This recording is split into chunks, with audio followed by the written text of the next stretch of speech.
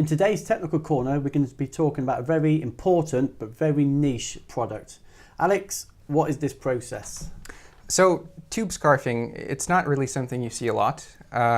Typically when we think of machining, it's either about a rotating workpiece and a stationary tool, or a stationary workpiece and a rotating tool. This is like neither of those. This is more like a continuous planing operation. Tubescarving produces a particular type of tube. There are two types in general. There are seamless tubes and there are welded tubes. Seamless tubes start out as a solid cylinder that's then extruded, and welded tubes start out as sheet metal that's bent over a series of rolls and then welded. And there are typically, well, there are various things you can do with that weld. You can either keep it and then process it to make the entire surface smoother, or you can remove it. And removing the weld is where Greenleaf comes in. And there's no detriment to the tube by removing the weld? It can go through other processing stages afterwards, but typically no. No, the process actually happens when the weld is still quite warm. Mm-hmm. So there's no deformation, there's no damage to the surface. And who would use this type of tool? Is it just the mills, or could that filter down into the supply chain? I mean, from the manufacturers that actually cast their own raw material down to the subcontractors, anybody who has a tube mill would probably be interested, so long as they're manufacturing welded tubes as opposed to seamless tubes, because of course in seamless tubes there's no weld. And in terms of the actual insert, is it a carbide insert? That's an excellent question. We manufacture both carbide and ceramics inserts for different materials, obviously.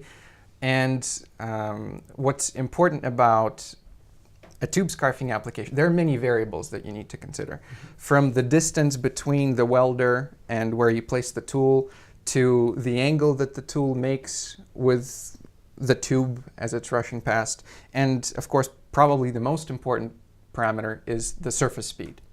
And in most tube mills, the scarfing application, or the part where the weld is removed, is actually the bottleneck.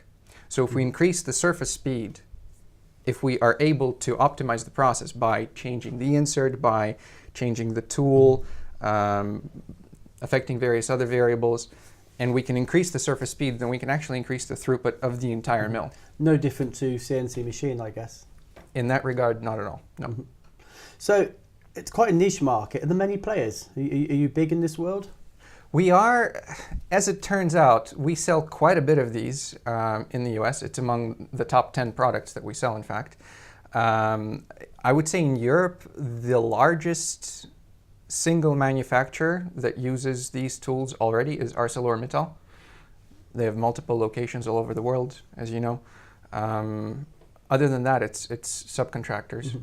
It's interesting how you got into this market. Are you mature? Have you been doing this a long time? We have, and we've collected quite a bit of information.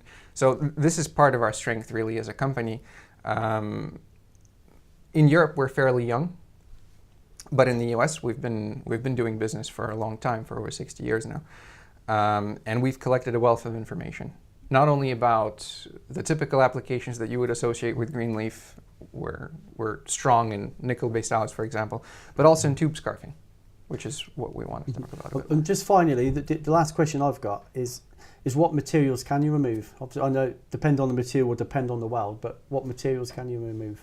I would say there's a tool for every job, so we're not really limited. What a great answer. Thank you, Alex. Thank you. And thank you.